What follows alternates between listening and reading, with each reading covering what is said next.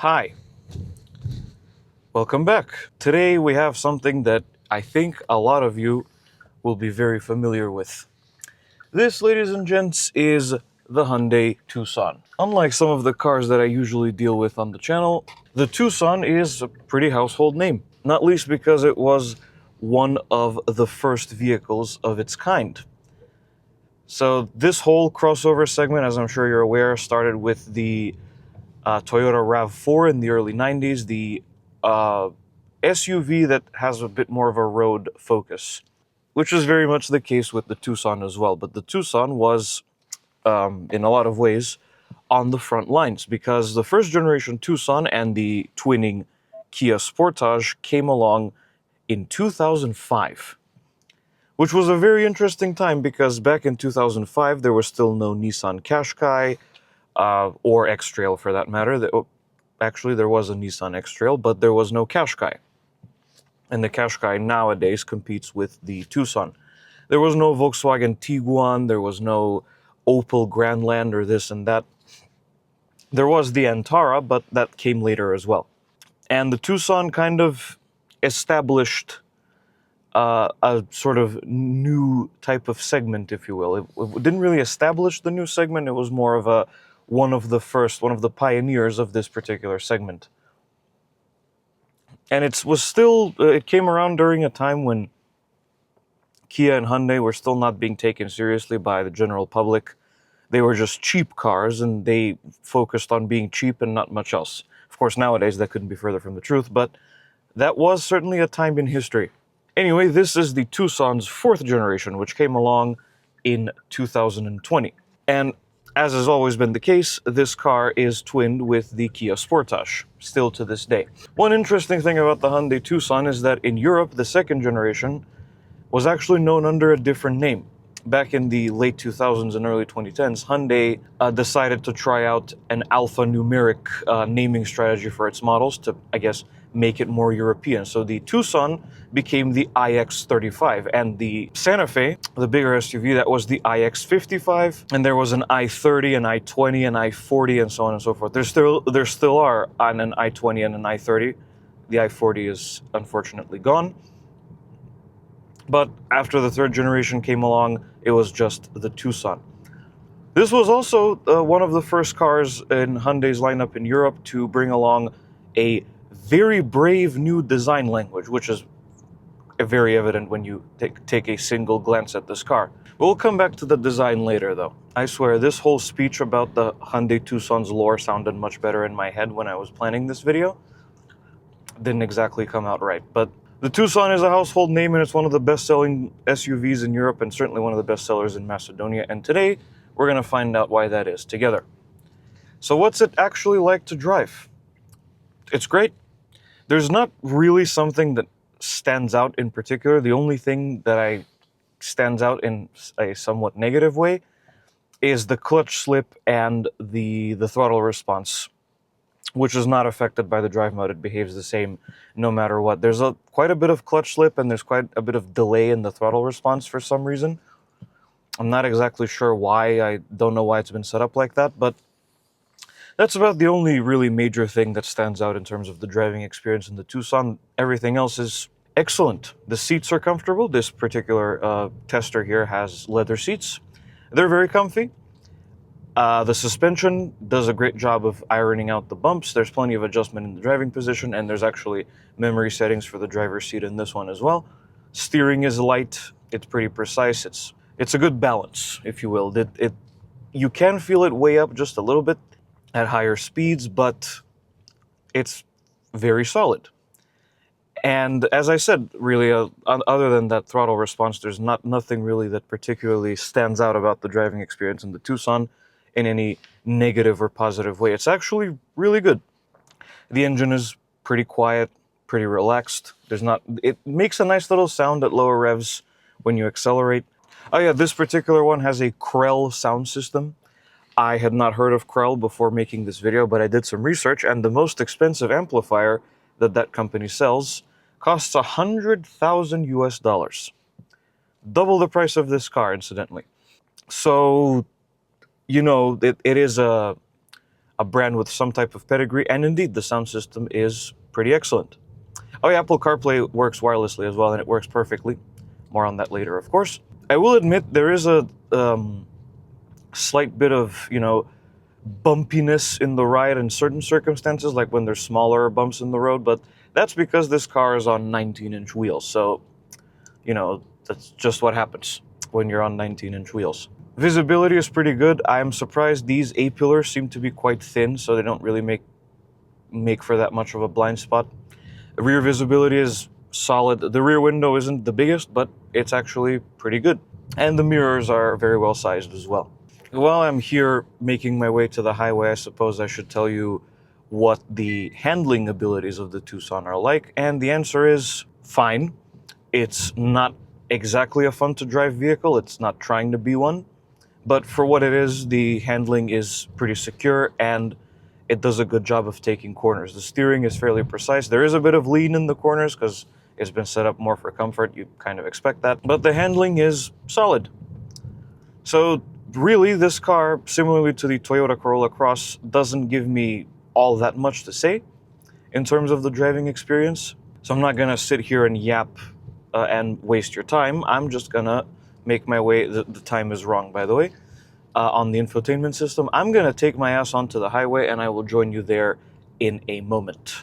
All right, folks, we're just about to join the highway. I'm gonna switch to normal mode, like that. While I was on my way here, I remembered another thing that I kind of dislike. The lane keep assist is way too sensitive and it fights you constantly. And the thing you need to understand about that is we have really low quality paint for our lines on the road. And even if the lines are slightly not correctly painted, it's gonna fight you and it's gonna try to veer you to the left or to the right, which is kind of annoying. And unfortunately, I have not found a way to disable lane keep assist altogether, so you might just have to put up with it. Anyway, the highway experience in the Tucson is much like the town experience. It's good. There is a lot of road noise. I'm not going to tell you why. Refer to my other videos to understand why there's a lot of road noise in this part. And it's definitely probably not the tires in this case, because this car comes standard with Continental Premium Contact 7s. But overall, highway experience is great. There's basically no wind noise. The engine is barely audible at this speed. I'm not exceeding 100 kilometers an hour because this car has not reached break-in period yet, or it hasn't passed rather. But it is a very pleasant experience on the highway, and the adaptive cruise control also works very well. I could comfortably do a lot of miles in this vehicle, no problem. And I think that is the intent, really, for this to be a comfortable highway cruiser, which it's very good at doing. Yay, road works again. I think the road signs here are being a bit dramatic. I don't think that the speed limit should be 40 because it's not that, it's not that much of a congestion, if you will. See, I'll slow it down to 40 just to get the traffic sign recognition system to calm down. Can't wait to try out the new section of the highway over there with the new pavement. That's going to be a lot of fun. I just don't know when they're going to finish it. Probably by the end of next year. Wouldn't surprise me, let me tell you. Okay, let's give it a little bit of beans on this section here.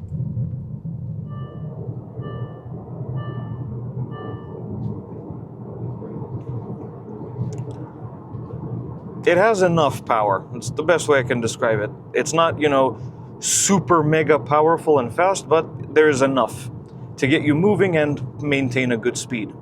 As for fuel economy, well, try to see if I can get instant fuel economy to display on here. Around town, I managed to get this down to 8 liters per 100 kilometers, which is pretty good considering no hybrid assistance and we got all-wheel drive. See if I can stabilize it at 100. It's below the 8, so I would say, not again, 6 or 7, 6 or 7 liters per 100 kilometers on the highway is perfectly doable. Oh, there's another thing you need to know is that the rear cross-traffic alert system and the pre-collision warning system vibrate. So the steering wheel vibrates and the brake pedal vibrates. And one time I tipped off the emergency braking system and I thought I had curbed a wheel or the person behind me had bumped into me, which gave me a little bit of a heart attack, frankly, a mini heart attack, but that was not the case. Just be warned that if you do tip off the safety systems, they will either vibrate the steering wheel or the brake pedal, or at least, I'm not sure if it vibrated the brake pedal, it felt that way, but I know for a fact that the steering wheel vibrated. Whee! So we're about to reach level ground. We're gonna see where that little instant fuel economy bar leaves us. Okay, there's a tiny bit of wind noise after all, but nothing crazy. We are at, what's that, 4 liters? I want to say it's halfway between 0 and 8, so it has to be 4. Yeah. So let's call it 6, average of 6 on the highway, and call it a day, all right?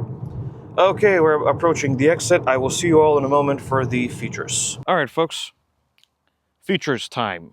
So here's what our Tucson tester looks like. It's wearing the funnily named Ultimate Red exterior color. I say funnily because the trim level is also called Ultimate. But it looks lovely, if I do say so myself. I'm not a big fan of red cars, and I still maintain that Soul Red Mica from Mazda is the best red color of all time, but this is pretty good. And I know for a fact that my fellow Macedonians are going to spec something boring like gray, black, or white, so let's enjoy this color while we have access to it. So this is a facelift Tucson. I don't know if I made that clear before, but it is. And that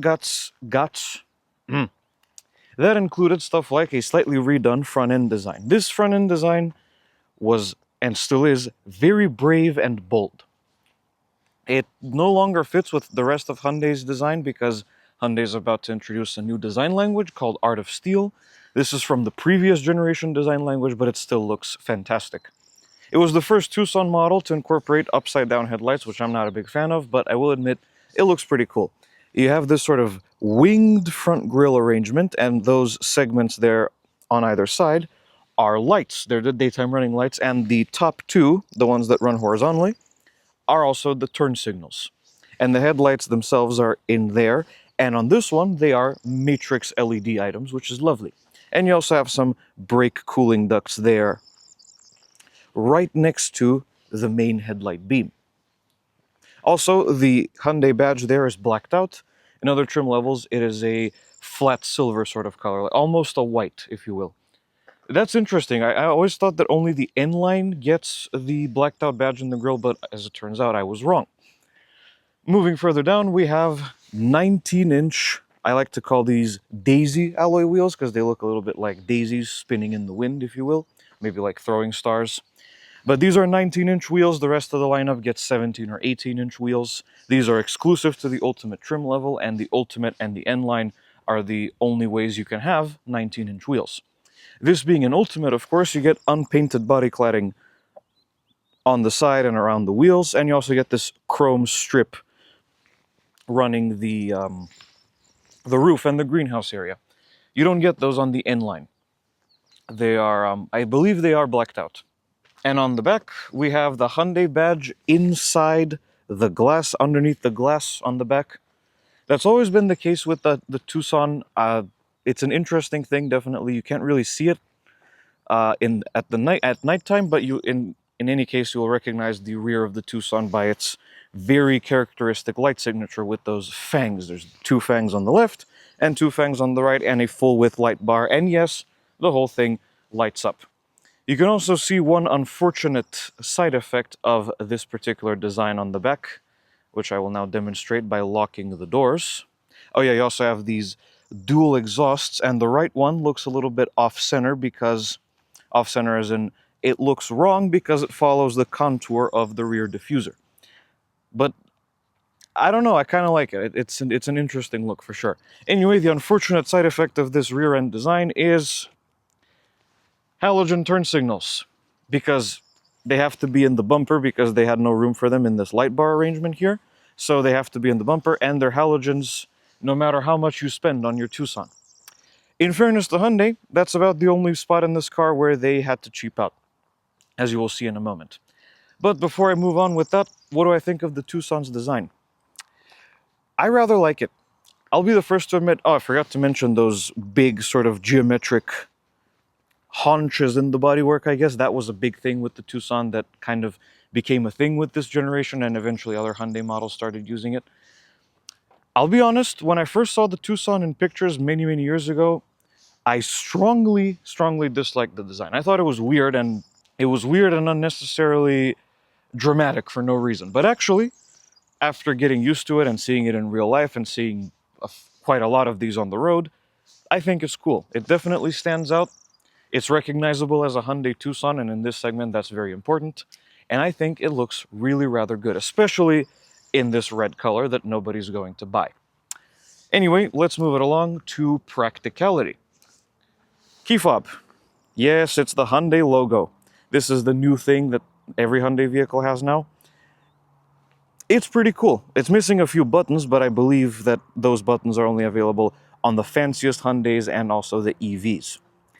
So you got unlock and lock there, and you also got your tailgate release on the side, which you have to hold down.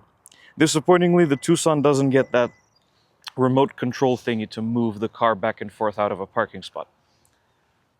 And there's your cargo area with this much room. You get a nice little fold-away shelf arrangement there, parcel shelf arrangement. You get levers to fold down the rear seats from the back. I can't do that right now because the seat belts are buckled in, but I'll show you in a moment. You get a 12-volt outlet to plug something in here. And you got your LED illumination. And the floor is actually adjustable. Real quick, let's demonstrate the folding down rear seats. Just got to unbuckle the seat belts. Pull the lever. Ta-da! Middle seat belt will still buckle in, but it doesn't matter. Now let's put that back up, because we'll need to demonstrate the back seat room in a moment. Once you're done with your tailgate, you press the button and it closes. Fairly simple stuff. Let's move along to back seat room. I'll tell you why we're getting in on this side in a moment. Shut up, Siri. Siri just looked up signs of weed use. I don't know why. It's I didn't even say I didn't even say weed. Anyway, well, big surprise. There's a lot of room back here. Stats.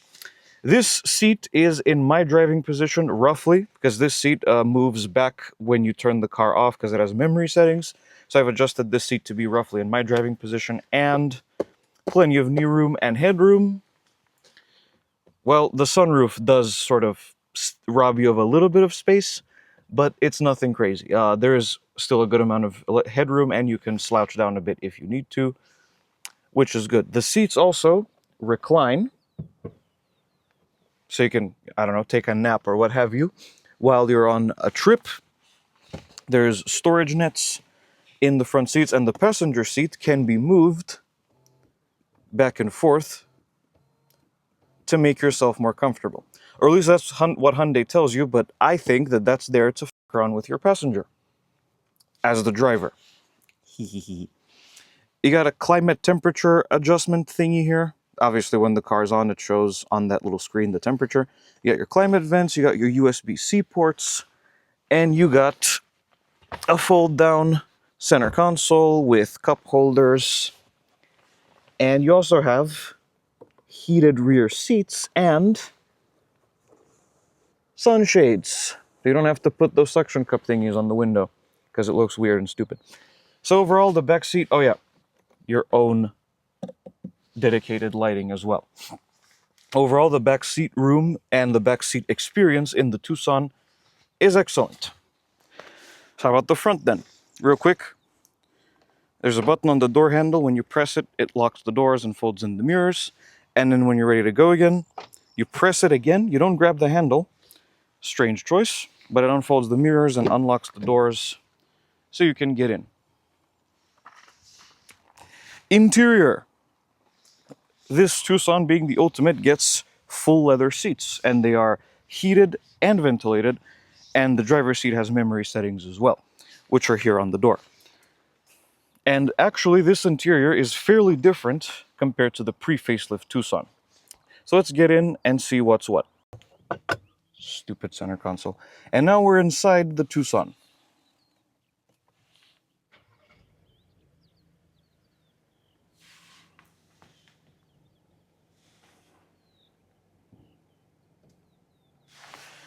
Seats too far back. Also, sorry about the floor mats, but I did take this car a little bit off-road just to see what it's like.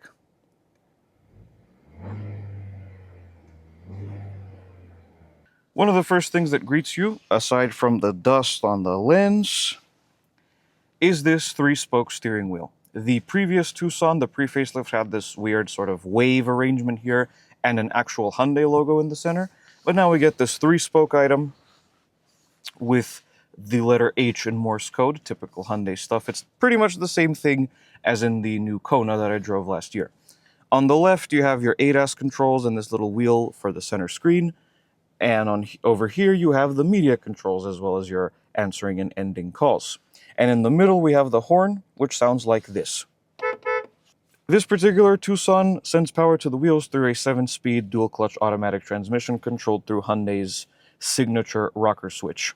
You move it all the way forward to go into drive, halfway up or halfway down for neutral, and all the way back for reverse. Brings up your parking sensors, which are displayed inside the tachometer, and your 360-degree camera system. When you're done, you push the P on the end there, and bam, you're in park. Infotainment system. Screen size. This is Hyundai's latest infotainment system, and it's an absolute dream. Super smooth, super nice animations. There's plenty of features in here, and I love the UI it's got going on. I've demonstrated the system before in the Hyundai Kona. It's exactly the same as in that car, so I will link you to that video. You know how this goes. Apple CarPlay works flawlessly without a cable, which is always nice. I've only been using that little USB-C port for charging, and I will tell you why in a second. But yeah, this infotainment system is great, and there's not really a whole lot bad I can say about it. It also has over-the-air updates as well. Good work. Over here, separate climate controls. Notice how I didn't say physical, because they're not. The dials for the temperature are physical, but this is all a tiny little screen. Although, again, I can't knock it too much because it's separate from the infotainment system, and there's no climate menu in the infotainment system. Everything is done through these controls. So temperature for the driver, and also automatic mode if you push it in. Heated ventilated seats, heated steering wheel, off, fan speed, air conditioning, recirculating air, zones, front defrost, rear defrost, passenger seat climate controls. And you also have this row of physical switches, and they are actually physical. You got power and volume, home for the infotainment system. If you're inside Apple CarPlay and you press home, it takes you to this screen. Map, search media, hazards, seek, track, star, setup, tuner. Super simple.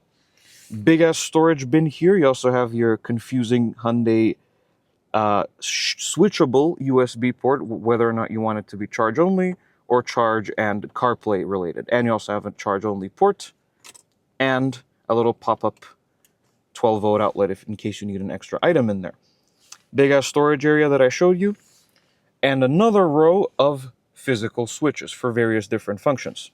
This is your 4-wheel drive lock. It's not actually a locking differential, it's more of an electronic sort of system.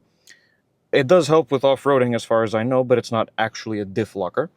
You got your drive modes here, that's a little toggle switch up that goes up and down. The rest of these are buttons. You got auto hold, you got auto start stop off, both of them super important. Hill descent control, bringing up your 360 cameras. I like that there's a easy to reach button for that. Helps if you're trying to maneuver. And disabling your parking sensors, which is important if you're planning to tow a trailer. And if you drive a Hyundai Tucson, the chances of that are pretty high. So here you go. Here's your towing ratings for the Tucson. Wireless charger. It's in a super convenient spot. Well, there are these little green lights over there that kind of pulse in increments to demonstrate charging, which is a great little piece of attention to detail. Cup holders there, and a big center storage area. The reason why I haven't been using the wireless charger very much is because my phone gets really, really hot and it doesn't charge particularly quickly. So I've been using the cable. If Hyundai plans to update this car anytime soon, although that's unlikely because the next generation is on the way, this wireless charger should be ventilated. I forgot to mention the climate vents that open and close by moving them in one direction. They're all like that, unfortunately. And that's the center control stack dealt with. Let's move on to what's in front of the driver. So before I go on, these gauges are the classic style. There are, as well as the gauges sort of changing their appearance with the drive mode, there's actually 3 different styles of gauges. There's classic, there's modern, with my very much disliked decimal tachometer, and there's simple, which are the ones, I believe we saw these in the Hyundai Kona, but they were a little bit different because that car was a hybrid. I prefer the classics because they have a normal tachometer and speedometer, not that decimal shit.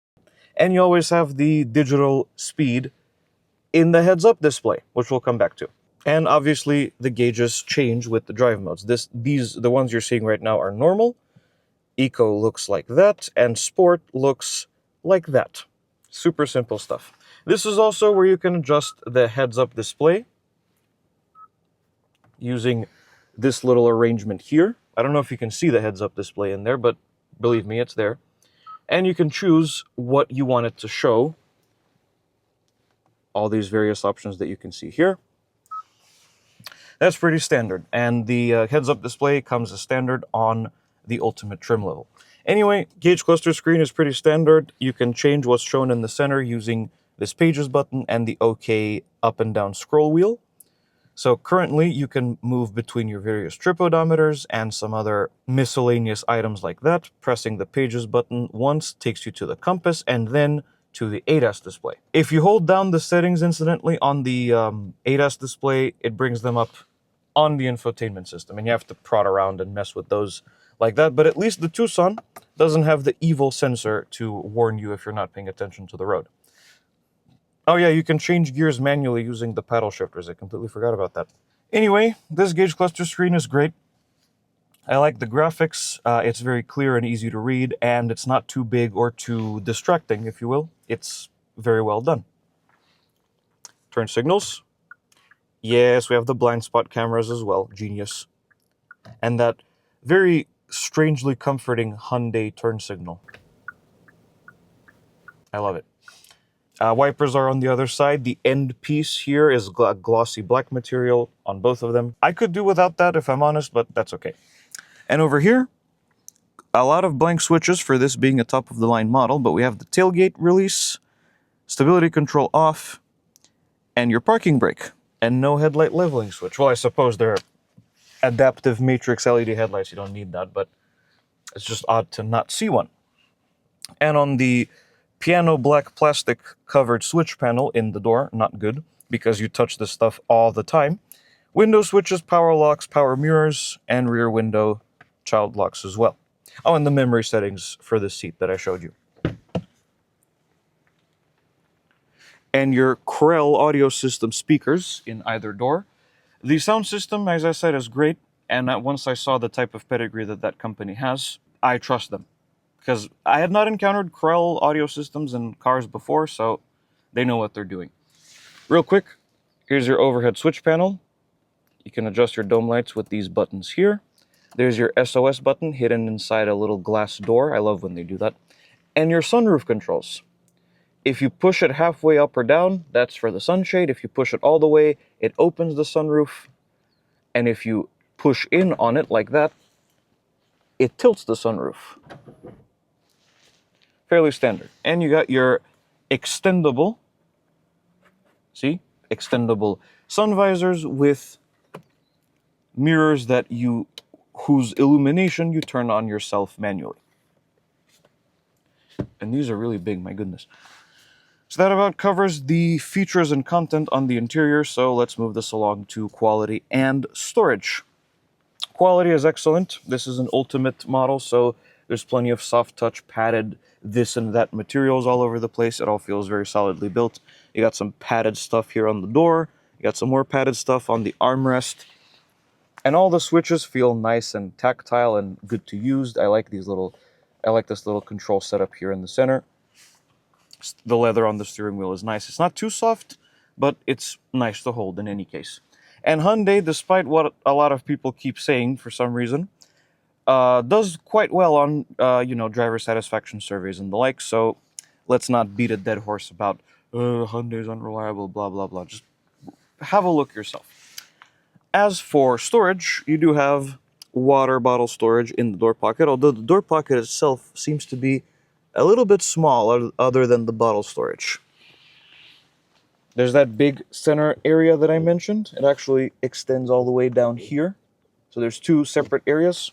There's the wireless charger, there's the cup holders, there's the center console, a glove box, which is pretty well sized, and this little shelf, although that's completely loose and open, so I don't know what you would put in there that's not going to fall out. But, you know, it's there. It might be useful for something. Oh yeah, the rear view mirror is obviously automatically dimming. So overall, the interior of the Hyundai Tucson is a very good blend of style and ergonomics. Good work.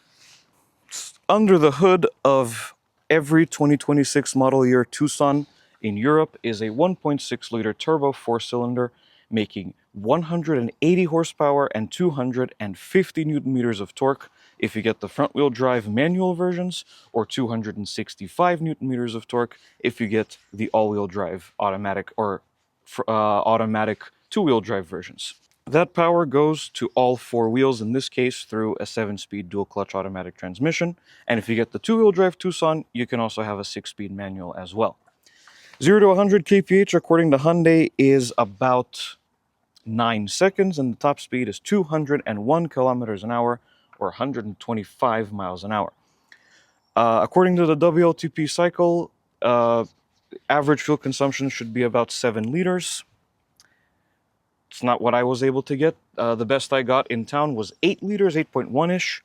But on the highway, I think you can manage to get to that magical figure that I'm not going to say because ha, funny meme, XD, and so on. Also, come on. I think it's about time we included hydraulics in here. Seriously. And ladies and gents, that's the Hyundai Tucson. And that was a voice crack. And ladies and gents, that's the Hyundai Tucson. I am aware that the next generation Tucson is right around the corner, but this one's going to keep going for at least a while longer. It's been a bestseller in my local market for a long time now, and after spending some time with it, I totally see why. And to be honest, I kind of prefer it over the Sportage. So it stands to reason that the Hyundai Tucson gets a score of 9 out of 10. Thank you so much for watching this video, everybody. If you liked it, be sure to hit like and subscribe to the channel. Also follow me on Blue Sky. There will be a link in the description as always, and I will see you guys in the next video. Goodbye.